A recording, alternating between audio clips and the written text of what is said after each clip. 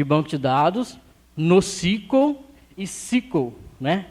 SQL Server, Postgre e MySQL. Aqui já é outra coisa, e aí a gente vai entrar nesse ponto depois. Então, os bancos de dados SQL Server, né? SQL Server, Postgre e MySQL. Isso em ambiente cloud, ou seja, na nuvem. Luiz, mas o que é isso na nuvem? Existem dois tipos de ambientes. O on-premise, que é onde a empresa tem que comprar um servidor, apesar que hoje tinha um cara com notebook aqui, que o notebook dele é melhor que muitos servidores aqui de empresa. E ali naquele servidor ela vai instalar os softwares, por exemplo, algum software de banco de dados.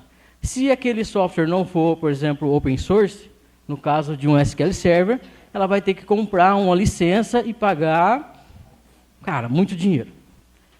No caso do Postgre, ele é gratuito. No caso do MySQL, ele é gratuito para ambiente não produtivo. O Postgre, sim, ele é gratuito 100%. Mas existe um investimento muito grande em data center, principalmente se a gente for levar o tamanho da empresa e a quantidade de requisições. Se é uma empresa grande, vai precisar de um data center enorme. E a gente sabe que hoje o investimento em data center na casa de 1 milhão, ele tem a depreciação de no máximo 4 anos. Ou seja, investiu 1 milhão no data center hoje, em 4 anos ele está zerado. E com isso surgiram-se crowds. Todo mundo agora fala em crowd. Por quê? A empresa não quer gastar esse 1 milhão de recursos de uma vez e ela vai pagar esses recursos direto para uma provedora dessas crowds. No caso, eu vou falar aqui hoje um pouquinho de GCP. Temos então a AWS e temos também o Microsoft Azure. Vantagem. Gente, a vantagem é que não tem que gastar milhões com uma infraestrutura. Mas vai ter que ter uma internet boa, né? Ter pessoas também capacitadas. Por quê? Quando eu vou para a GCP, eu deixo de ter um cara muito bom em firewall interno, mas eu tenho que também ter um cara em segurança da informação. E hoje esse foco está principalmente no time de SRE, que ele vai liberar essa infraestrutura, dar os acessos e também fazer toda a parte de DNS, gateway, para que o negócio não fique liberado. Na brincadeira que eu vou fazer com vocês aqui hoje, na demo, vai estar tudo liberado, inclusive vocês vão conseguir ver o IP, e quem tiver com notebook aí pode pingar no IP lá, vai mostrar a senha rapidinho, então dá até para conectar. Então eu vou criar uma instância, para vocês verem o quanto é rápido, embora a instância que eu vou usar, ela já está criada, eu criei ontem à tarde e coloquei alguns dados nela. E vou liberar esse IP. Desse IP que eu estou liberado, eu vou criar um database, subir algumas tabelas, fazer alguma ingestão, isso tudo na GCP, e depois eu vou fazer o quê? Pegar esses dados e enviar para um Big Table, ou BigQuery, que é o que a gente chama de Data Warehouse, ou o nosso Business Intelligence, ou seja, onde eu posso realmente brincar de fazer select. Beleza? Ninguém perguntou por que brincar de fazer select. Um ponto bem legal do brincar de fazer select é que eu venho, por exemplo, DBA há muitos anos, e uma coisa que o DBA odeia é quando chega ali o seu superior e fala assim, ó, libera acesso para o Mikael na tabela X. Aí ele vai fazer o quê? Ele vai fazer o update. Cara, cadê a segurança da informação para isso? Não tem. Libera para fulano a tabela de clientes. CPF está liberado. Não tem problema, esse cara não vai fazer nada, ele só precisa fazer o acesso lá. E quando você se libera um acesso a um select numa tabela, existe um fator importante que é o seguinte. Hoje os devs, também analistas de banco de dados, ele não tem a noção do que custa um select. Até isso é um tema de uma palestra anterior. Por que o que custa um select? Quando a gente faz uma consulta em um banco SQL Server, né, um SQL Server, um Postgre ou uma SQL, vamos supor que eu tenho uma tabela de clientes com 10 milhões de clientes. Pô, essa empresa está bem, né? 10 milhões de clientes. Mas o cara faz lá um select asterístico. Quem sabe o que é um select asterístico? Se uma tabela, por exemplo, tiver 50 colunas, vai trazer quantas colunas? 50. Mas o cara precisava só do nome. Ele precisava... Entendeu? A paciência é que acaba o banco nesse caso. Por quê? Ele precisava achar, por exemplo, o nome Luiz. Ele foi lá e escreveu select asterístico from clientes, where, nome, like, né? Aí ele coloca um símbolo de porcentagem no início, depois eu explico isso aí para vocês, quem não sabe. Escreve Luiz, porcentagem. Ou seja, nesses 10 milhões de registros, ele vai procurar linha a linha, se tem o Luiz, como colocou porcentagem no começo, então ele vai procurar o Luiz em qualquer parte daquela string que está na coluna nome. E isso vai custar muito mesmo, pode até parar o banco. Por quê? Enquanto ele não fazer a pesquisa toda, dependendo da consulta, mas ninguém faz nada no banco, porque aquela consulta está consumindo aquela tabela. Isso é ruim. Já quando eu mando esses dados para o BigQuery, o cara pode fazer o select que ele quiser. Aí é problema dele. Por quê? Eu vou mostrar para vocês depois ali. Quando eu escrevo select, quando eu termino de escrever, a plataforma do Google já mostra quanto de dados aquela consulta vai trazer e até o preço. Se ele quiser dar F5, o problema é dele. Entendeu? A diferença, então, de um banco relacional se o cara faz um select errado, ele trava o banco. Já no BigQuery, se o cara faz um select errado, ele vai travar o faturamento. Aí, por exemplo, na GCP principalmente, cada projeto existe uma cota. E dependendo ali do nível do desenvolvedor ou do engenheiro, ele pode acabar com o valor daquela cota em uma única consulta. E aí você imagina que um time de 200 pessoas, ninguém pode fazer nada, ou pede-se mais dinheiro para o diretor para poder liberar o restante de trabalhar. Isso é crítico, né? Mas qual que é mais crítico? Um banco travado, porque alguém fez um select ruim, ou ninguém mais faz select porque já consumiu toda a cota. Então, né, tem um peso aí. Vamos lá.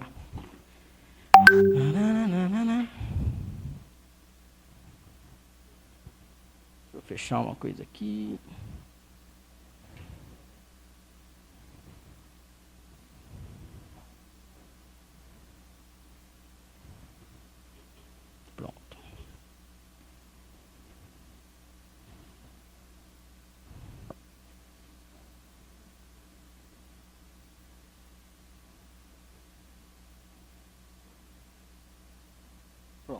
Pronto.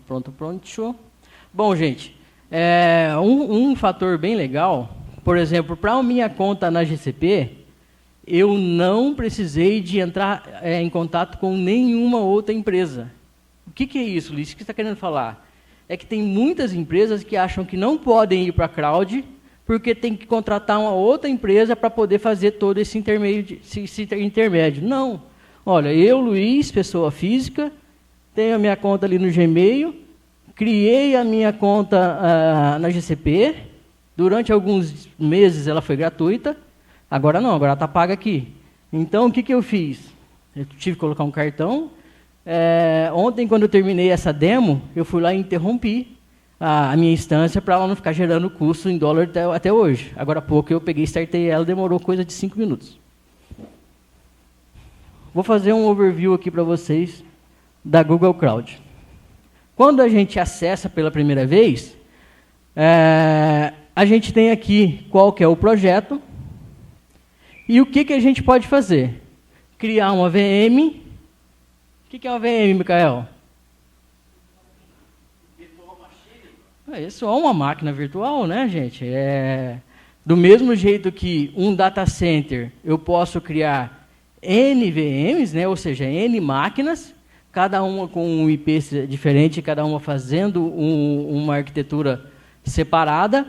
Na Google Cloud eu também posso fazer a mesma coisa. Isso também vale para Azure e isso também vale para AWS.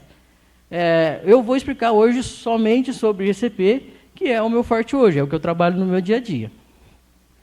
Beleza? Então aqui eu tenho qual que é o meu projeto. Então eu poderia ter N projetos, então eu criei aqui um estudo GCP. Beleza? Eu tenho aqui painel. Está bem ruim para mim ver. Fazendo aquela analogia entre as nuvens, né? O Google chama um projeto, né? Cada conta que você tem dentro do GCP de projeto. Exato. O Atlas chama de subscription. Por aí vai. Então aqui ó, a gente pode ver, ó, eu tenho recursos. BigQuery, a gente vai ver na sequência. E eu tenho aqui SQL. Ó, eu falei, ó, MySQL, Postgre e SQL Server. Na forma gerenciado. O que é isso na forma gerenciado? Isso aqui é o terror do DBA. Por quê?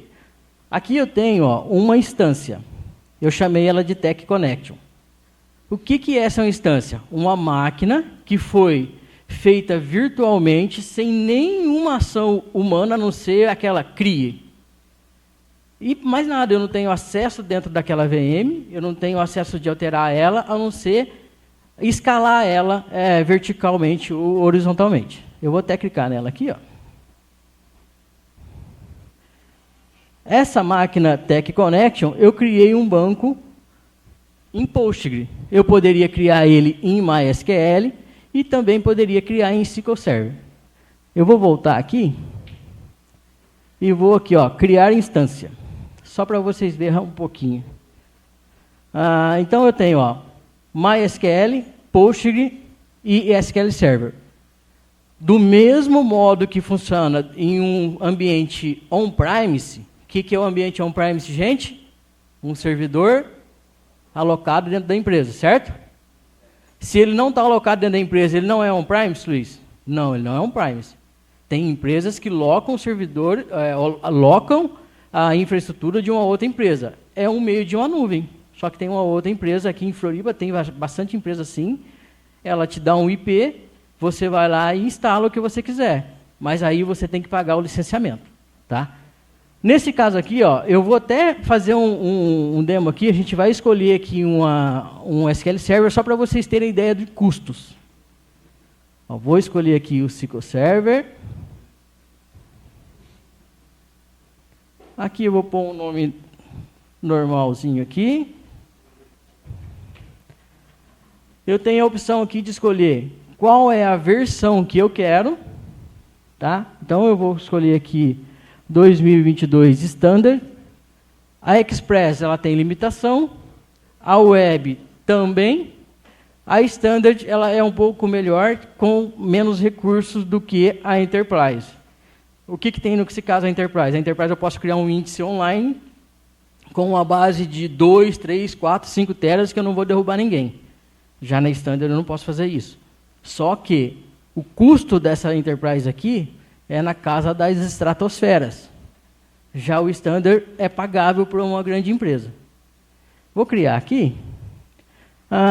Eu tenho essas duas opções aqui de produção e desenvolvimento. Se eu clicar em desenvolvimento, o meu custo é um pouco menor do que em relação ao custo de produção. Que ela vai mostrar aqui o valor.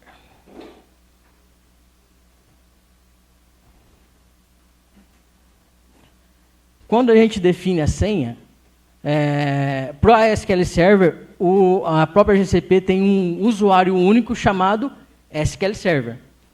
Para quem está acostumado com o SQL Server, o SA, abandonado. Não tem. Ele chama SQL Server nesse caso aqui. Mas eu posso também fazer um novo usuário que é IAM, ou seja, aquele administrador da própria GCP. Aí já é outra palestra. Mostrar opções de configurações aqui. Então, eu posso, por exemplo, modificar quantas vCPU eu quero. Então, ou seja, quanto mais CPUs, mais capacidade de processamento, Mais o que, gente? Mais dinheiro, né? Então, ou seja, na GCP, tudo assim na GCP ou na Cloud, tudo que eu vou escalar vai me custar mais. A vantagem é, eu posso ir escalando conforme a minha usabilidade. Ou seja, se eu tenho um banco de dados que consome só 4 GB de memória, que o meu processamento é mínimo, por exemplo, e que o meu armazenamento não vai passar de 100 GB. Para que eu vou querer de cara começar com um servidor de 1 TB, com 64 GB de memória e com 64 cores, que vai custar mais de R$100 mil por mês? Não tem porquê, né? O bom da Cloud é isso, que eu consigo, então, fazer o meu escalonamento. O único defeito disso é, uma vez escalado o armazenamento, indiferente de eu usar ou não, eu não consigo reduzir. Por exemplo, o Luiz veio aqui e colocou 250, mas ele vai usar só 10 GB. Meu amigo, já era. Ou você cria uma outra instância com os 20 GB, que é o mínimo ali, falei 10, ou você paga, então, os 250 GB de espaço. Cadê a parte de custos? Custos.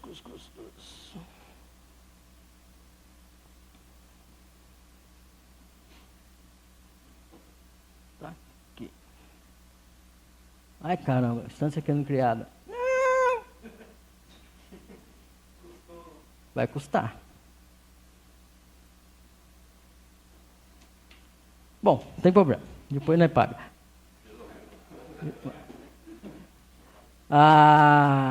Depois a gente para ela aqui.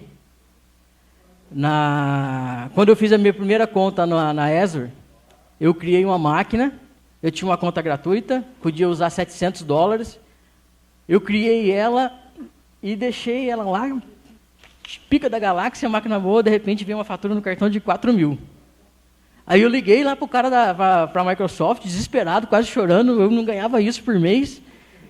E, cara, estava estudando, estava querendo aprender, por favor, vocês precisam me fazer um jeito. Eu acho que o cara se sensibilizou comigo e ele estornou o valor. Mas eu fiquei sabendo que isso não é tão comum. Mas, eu tive sorte. A instância está sendo criada, no caso aqui do SQL Server. Não, nesse caso aqui como eu não vou nem usar, eu já posso interromper ela ali e parar com ela. Se eu voltar aqui no meu SQL, por exemplo, ela está aqui sendo criada, estão vendo?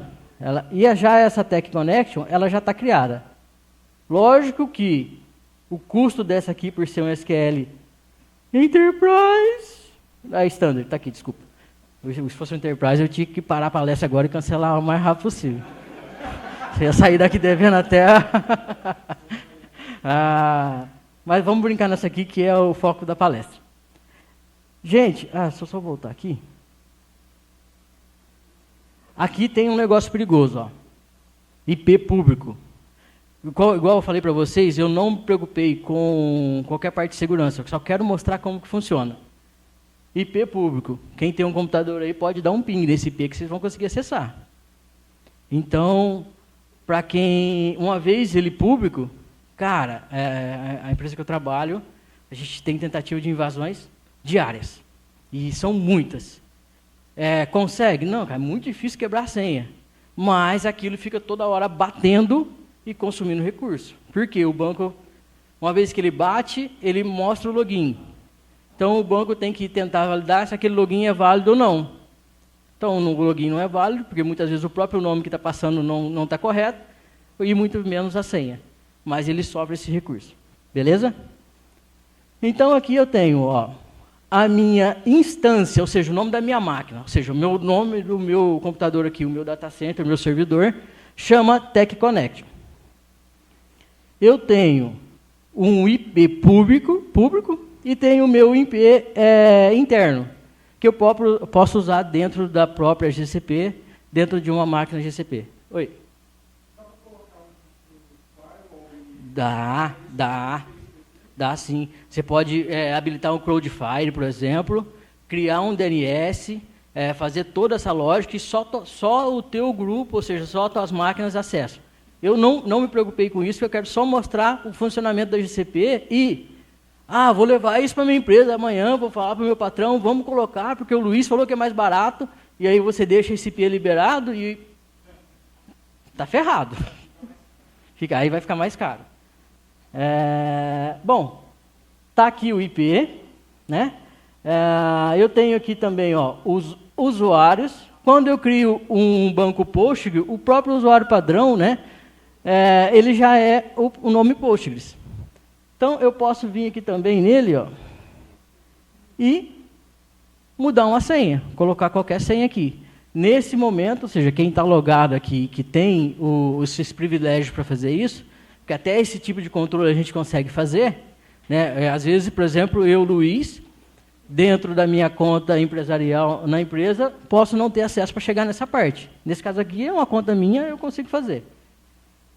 Não vou alterar a senha aqui, porque não faz o caso, não é o caso. Então, aqui, banco de dados. Eu criei um banco de dados chamado DB IBGE.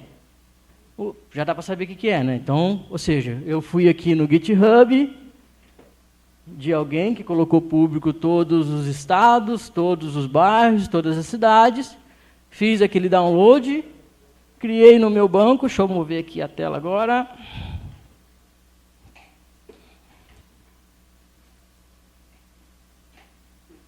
Criei aqui o meu banquinho, criei a tabela, fiz os insert dos estados.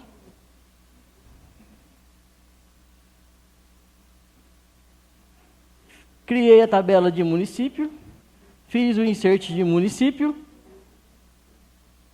E aqui uma coisa legal, são mais ou menos 5.000 municípios, se eu não me engano. Demorou para fazer a inserção, isso foi ontem à tarde na minha casa, tá? Não vou fazer aqui, que senão vai demorar todo esse tempo também. Ou faço para deixar vocês olhando aqui. Né? Demorou, então, 2 minutos e 57 segundos. Luiz, isso é bom? Olha, quando eu criei essa instância, a gente consegue escolher o local que ele vai ser armazenado, ou seja, onde que essa instância vai ser criada. Vou mostrar aqui, né? Quem sabe faz ao vivo. Cadê? Visão geral.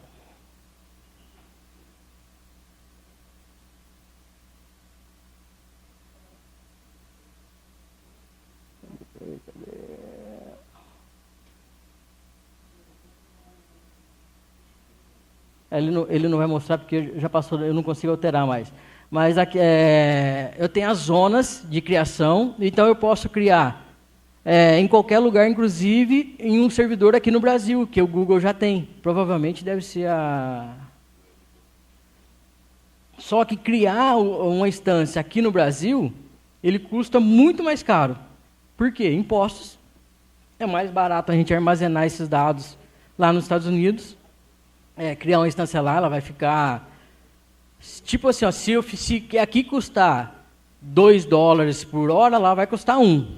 É 50%. Aí você põe isso em cargas de processamento, vai dar uma conta gigantesca. Aonde que perde nisso? Latência, né? Que em vez de eu fazer um insert num servidor que está em São Paulo, eu vou fazer um insert de dados num banco que está lá nos Estados Unidos. Aonde que os dados chegam mais perto? Em São Paulo ou nos Estados Unidos, gente? Hã? Tem certeza? Não tem nem que ter dúvida. Não tem. Essa não tem que ter dúvida. Essa não tem que ter dúvida. Não, isso tenho certeza. Ele só vai custar mais caro. Mas está aqui no Brasil, fica muito mais caro, só que muito mais rápido. Só que também, assim, a gente tem muitos databases e todos eles alocados fora, nenhum aqui. Eu falo muitos databases, tem bastante mesmo. A gente trabalha com alta escalabilidade. Voltando aqui, o meu insert, então, ele demorou 2 minutos e 57 segundos. O meu de bairro demorou 1 minuto e 7 segundos.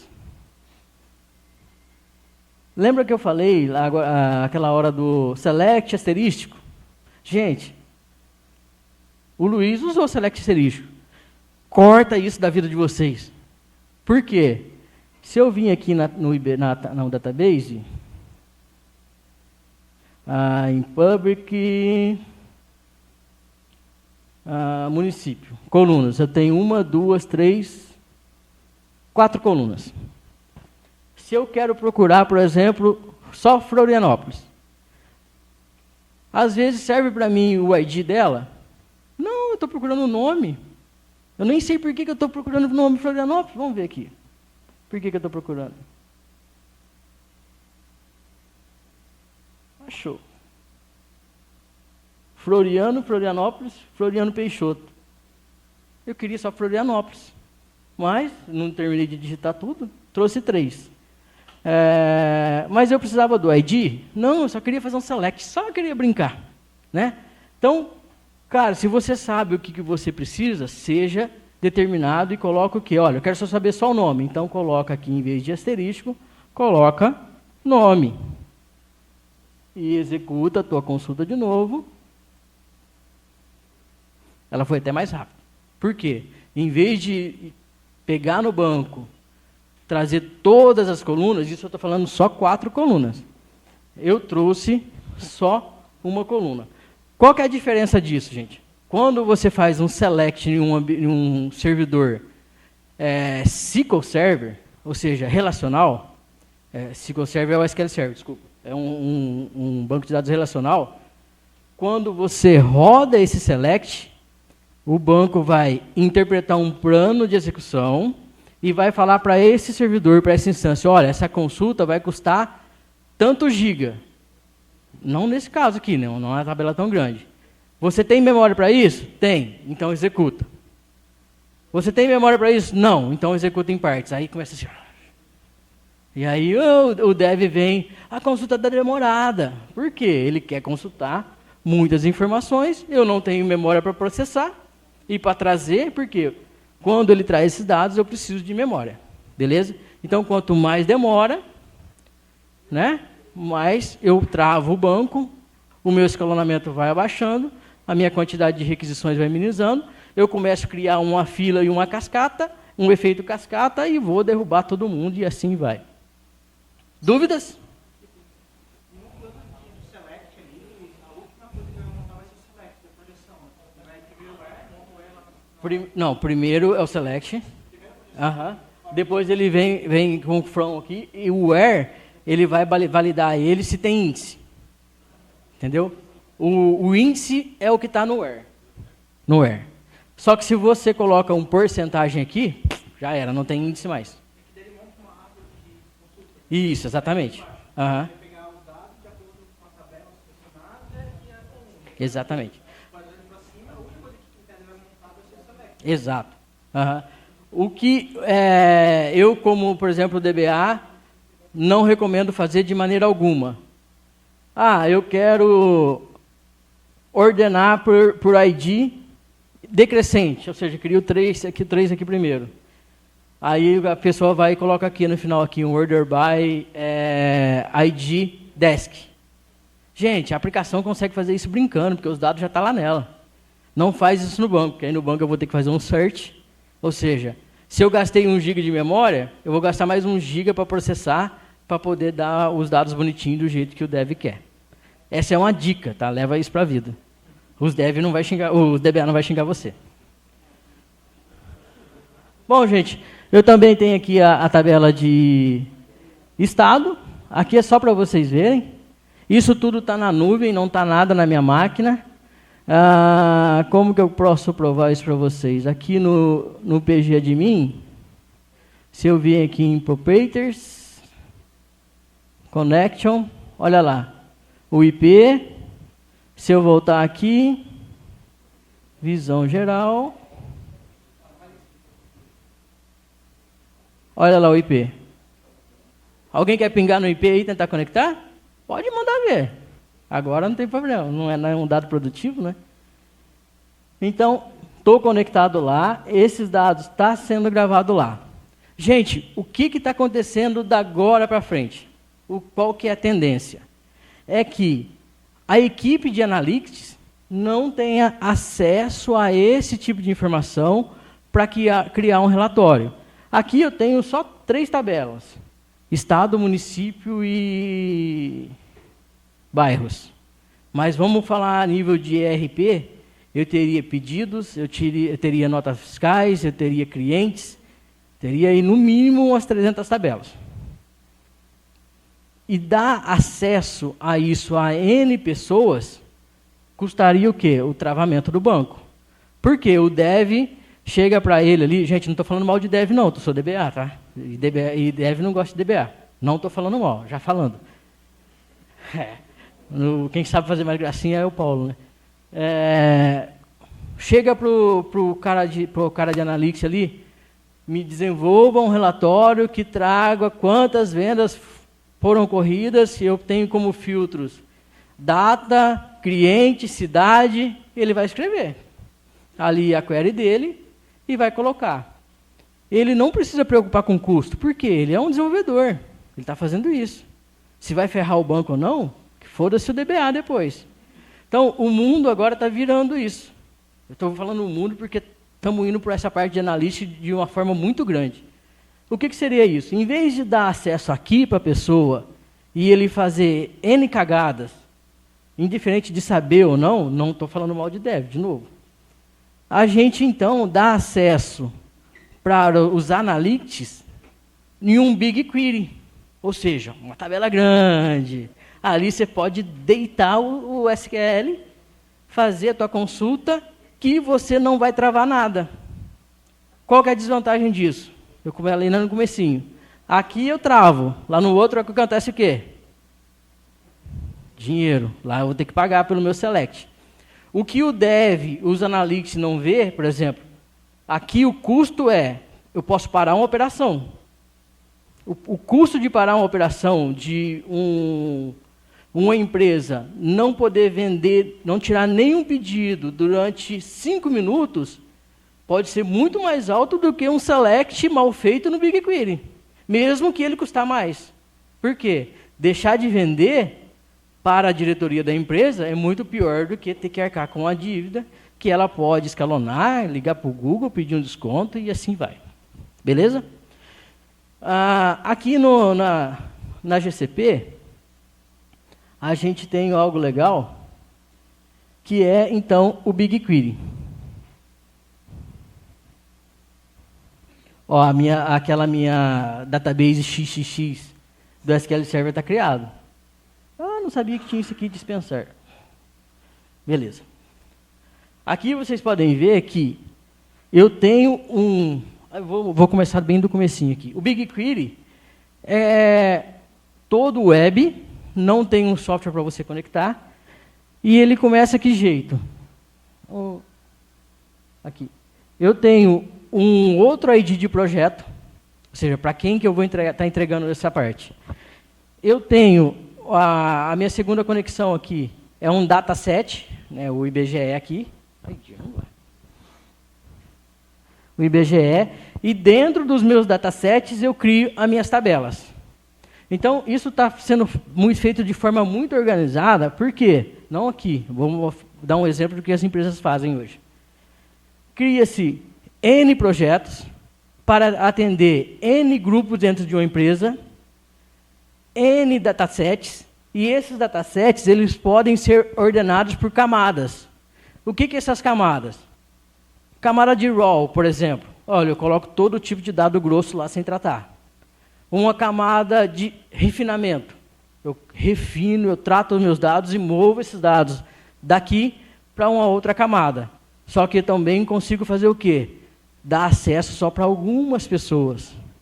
Ah, eu quero numa tabela de clientes que não vá o CPF. Então, eu vou criar uma segunda tabela e vou levar somente aqueles dados que preciso. Então, dentro do BigQuery, eu consigo fazer isso de forma mais organizada, sem estar prejudicando lá a minha fonte de dados principal, que é o meu banco de dados, origem, que gerou essa informação. E, Luiz, como que esses dados vêm lá do banco de dados relacional do Postgre para um BigQuery? Quem tem ideia de como é feito isso? Hã? Mas que tipo de conexão?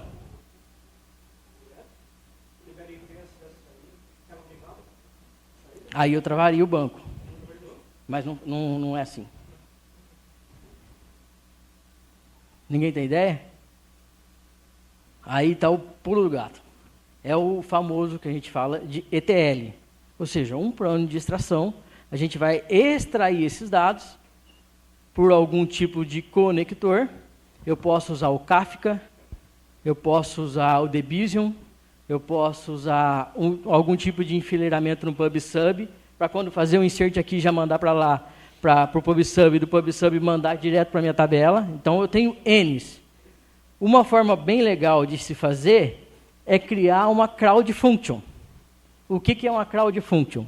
Um código em Python, que eu vou mostrar para vocês aqui, inclusive está a senha ali, muito simples, que vai conectar no meu banco, ler aquela tabela, fazer insert no meu BigQuery.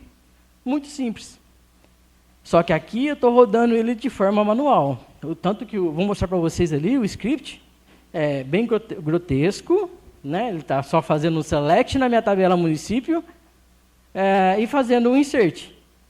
E estou rodando na mão. Já se eu quisesse isso de forma produtiva, eu teria que criar essa Crowd Function, criar um código em Python, criar uma credential e, no mínimo, subir. Isso não... Subir onde? Vamos ver, Calixto. Onde que eu subiria esse código Python? No Airflow?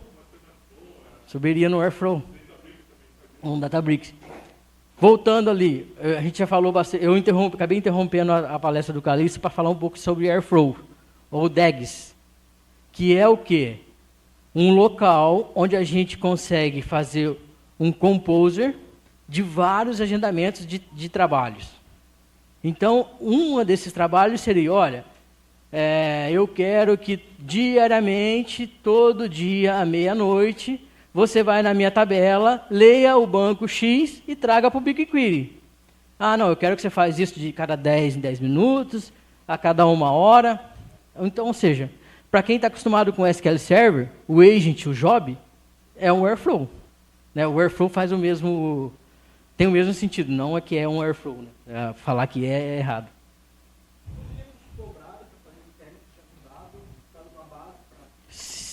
Não custo dobrado, porque não está no mesmo local.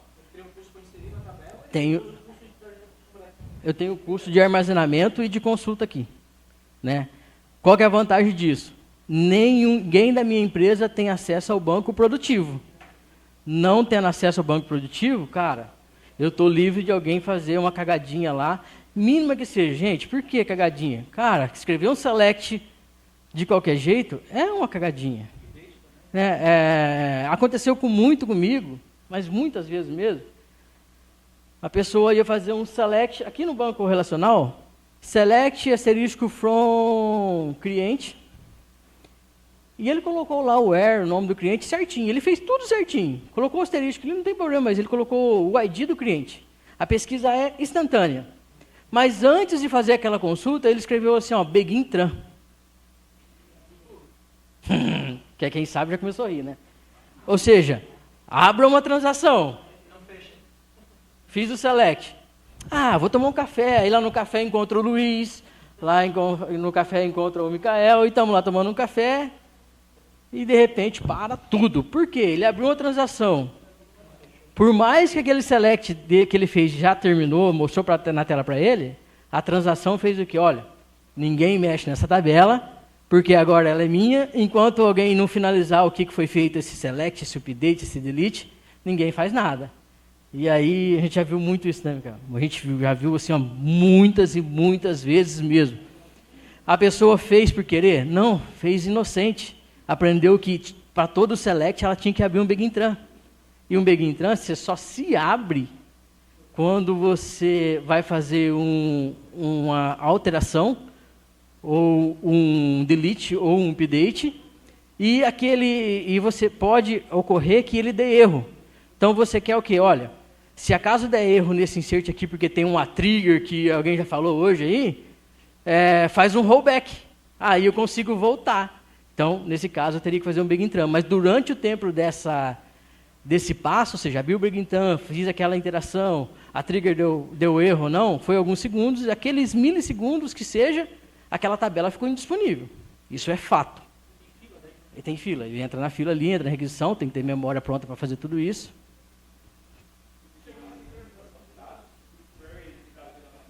Então, só se eu fazer esse trabalho.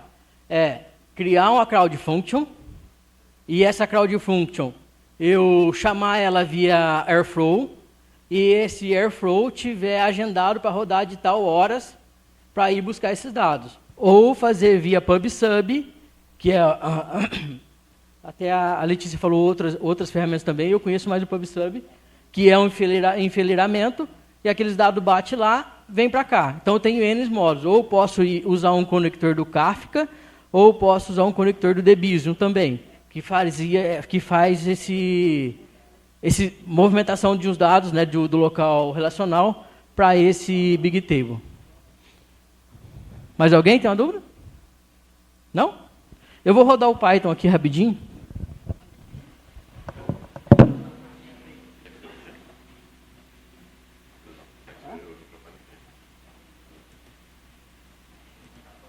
Primeiro,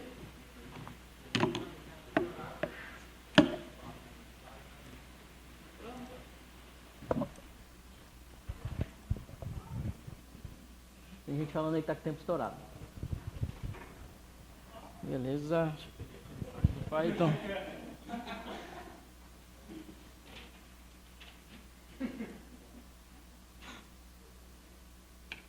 Então, gente, ó, tá ali a senha para vocês verem. Por quê? Hã? Não, daqui a pouco eu vou derrubar essa instância e pode ter a senha, não tem problema. Então, olha só, é um código muito simples. GPT, quero conectar no Postgre e pegar esses dados e movimentar para o BigQuery. Cara, ele vai te dar praticamente essa informação aqui. Vai mudar pouquinho a coisa. Nesse caso aqui, olha, Postgre, eu estou definindo aqui qual que é o meu IP, qual que é o meu database, qual que é o meu usuário e qual que é a minha senha. Na vida real, gente, essa parte aqui a gente não coloca aqui. Ou você cria um ingress, ou você cria uma credentials, ou você cria um secrets, e isso fica salvo, quase poucas pessoas vão ter acesso. Mas ninguém não coloca... Eu fiz aqui para mostrar para vocês, mas isso aqui não faz, de jeito nenhum. Tá? Por quê? Qualquer um vai ter acesso depois. Isso aqui vai subir, por exemplo, numa empresa correta, subiria para o GitHub.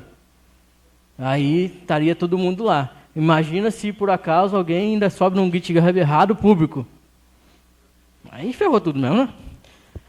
Então, nesse caso aqui, foi lá, estou passando aqui o usuário e a senha, ele vai fazer um select asterístico, colocar esses dados na memória.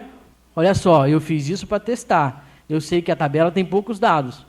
Posso fazer um select asterístico. Do contrário, eu ia procurar, olha, o que entrou de interação a partir de tal data. Ou então, olha, eu tenho dados de cá no ID, até o ID X. Eu preciso do ID Y. Então, eu iria no BQ, fazia um select lá para ver qual que é o último ID ou qual que é a última data de registro, setava aqui, pegava os dados, carregava e fazia a inserção. Então, eu fiz só um negócio bem rapidinho. Aqui no código Python abro um cursorzinho. Aqui eu já estou setando, ó, o projeto BQ. É aquele mesmo que eu mostrei para vocês. O meu dataset, a minha tabela. E, deixa eu executar aqui. A senha aí é que está. A senha do BQ, eu não preciso setar. Por quê? Para você colocar na máquina pessoal, você tem que instalar um SDK da Google. Esse SDK da Google, quando você abre ele vai para o teu Gmail e você faz o login, então ele deixa passar. Do contrário, você não vai conseguir logar, ele vai dar o erro de... Olha lá, ó, dados inseridos com êxito. Gente, é isso. O que eu queria mostrar para vocês o que está fazendo hoje o engenheiro de dados? Extração, ETL. Ele pega os dados de um local, né, trata esses dados, não tratei aqui, não fiz nada, e manda para o BigQuery. Lá no BigQuery, deixa o time de analytics, né, quem tem que entregar resultado, fazer o que for necessário. Entregar qualquer tipo de relatório que os superiores pedem, ou que a regra de negócio da empresa vai determinar uma próxima campanha de trabalho, Mas, ou seja, vai atender. Esses dados no BigQuery eu poderia colocar, por exemplo, direto em um PowerPoint, direto no Locker aqui da própria GCP, ou num Tableau. Ou seja, tenho N ferramentas. Pode falar. Entendi.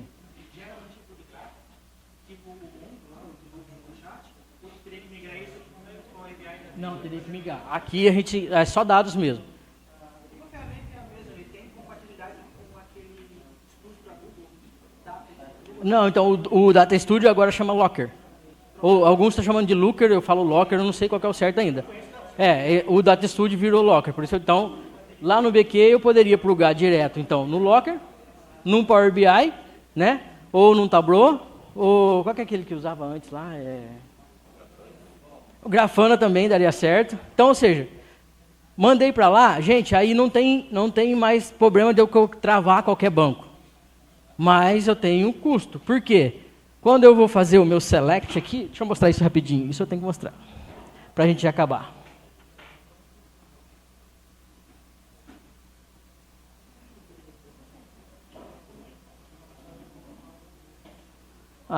Ele tá bem aqui do lado. Ó. Deixa eu ver.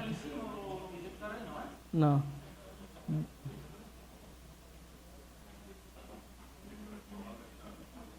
Bem aqui do ladinho, gente, ó.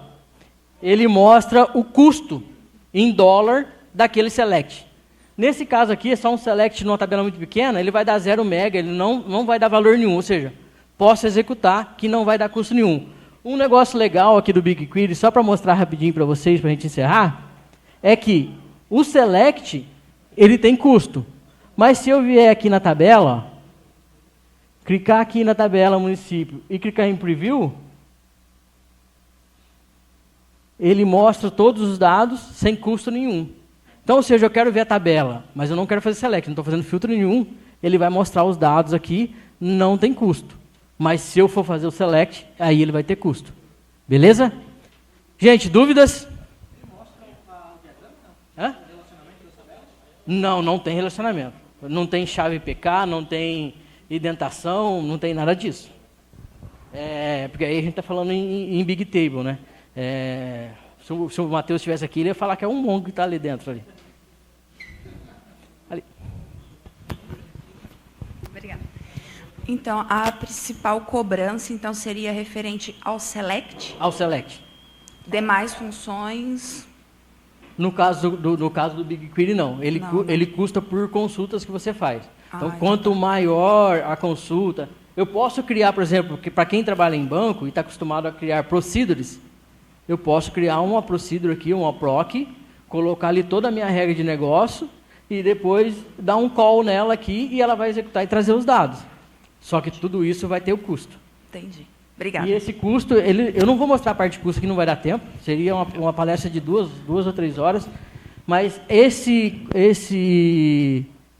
projeto, ele tem um custo, um centro de custo atrelado a ele, e eu posso definir uma cota. Olha, esse cara aqui não pode gastar mais do que $100 por dia. Bateu, é legal, tão legal, gente, você faz um select lá, ele fala... Store of Coach, alguma coisa assim, não lembro certinho a mensagem. Aí a gente entra em contato com o time de DRE, com o print da mensagem, mostrando aqui a sandbox, e ele vai ver, pô, vocês já estouraram aí a fatura desse projeto ou dessa sandbox. E aí cabe a ele liberar ou pedir autorização para alguém, e assim vai por diante. Mas isso acontece quase que diário. Mais alguém? O pessoal está bem quietinho, né? Então, legal, gente. Essa era a palestra. Espero que tenha atendido um pouquinho, mostrar esse mundo para vocês, de tirar dados de um lugar para o outro. Quando vocês souberem, por exemplo, ETL. ETL é extração de dados. É pegar esses dados de um local e movimentar para outro. Então, nesse caso aqui, eu usei o Python. Esse Python, ele teria que estar, esse código teria que estar numa Crowd Function. Não dá tempo de mostrar aqui Crowd Function também. Mas a gente pegaria esses dados, levaria para lá, e aí isso pode rodar diariamente, a qualquer momento. e assim faz, ou seja, ele vai dar conta de trazer os dados e colocar aqui. Beleza, gente? É isso aí. Obrigado.